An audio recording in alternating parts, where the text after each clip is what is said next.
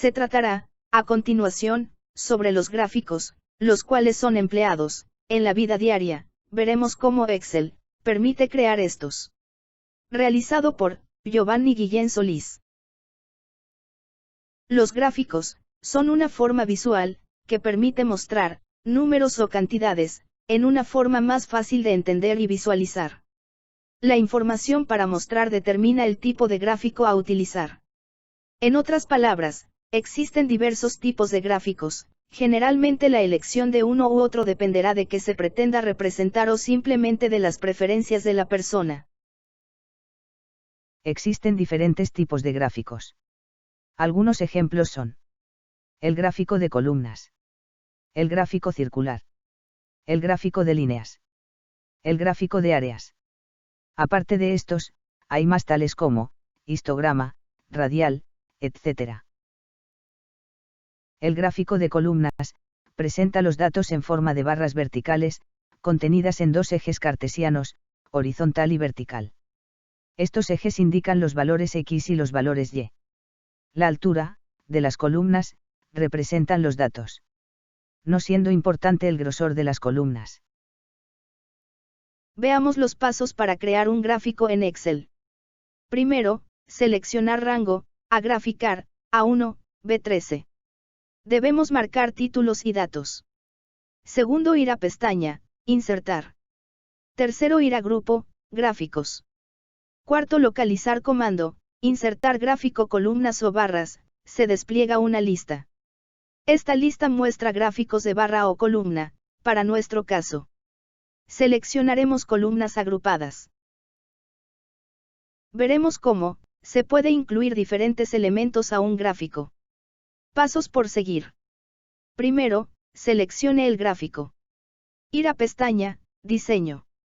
Localice el grupo, diseños de gráfico.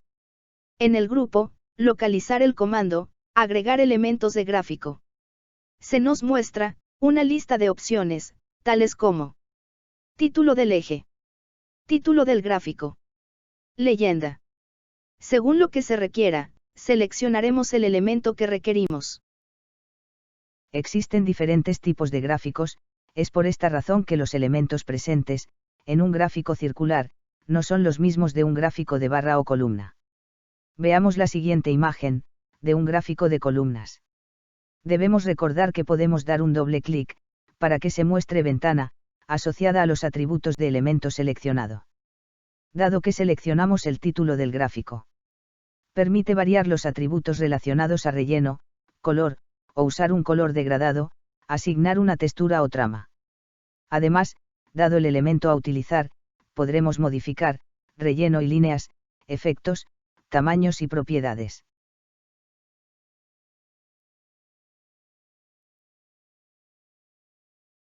Podemos seleccionar un área del gráfico en particular al dar un clic.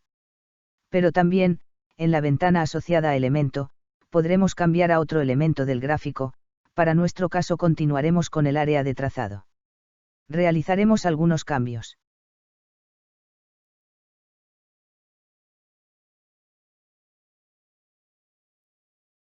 Seleccionaremos las líneas de división, las cuales se encuentran dentro del área de trazado. Al igual que los otros elementos anteriores, procederemos a cambiar alguno de sus atributos asociados. Seleccionamos el eje vertical, y daremos un relleno degradado. A continuación, el eje horizontal, un relleno sólido de azul a 1 gris. En la leyenda, usaremos un relleno degradado. Y para finalizar, la serie de datos, con un relleno con imagen o textura.